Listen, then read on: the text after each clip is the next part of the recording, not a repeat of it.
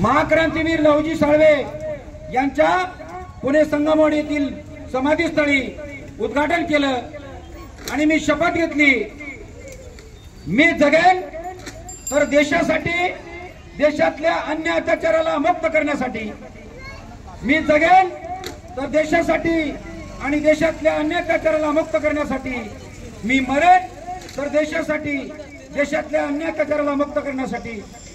ही शपथ घेऊन भारतीय नवनिर्माण लहुजी सेनेची स्थापना केली आणि मातंग समाजासह विविध समूहातील नागरिकांना न्याय देण्यासाठी, त्यांच्यावर होणाऱ्या अन्य अत्याचाराविरुद्ध आवाज उठवण्यासाठी आपण कार्यरत आहोत, कार्य करतो आहोत। मित्रांनो, आज खऱ्या अर्थाने या कार्यक्रमाला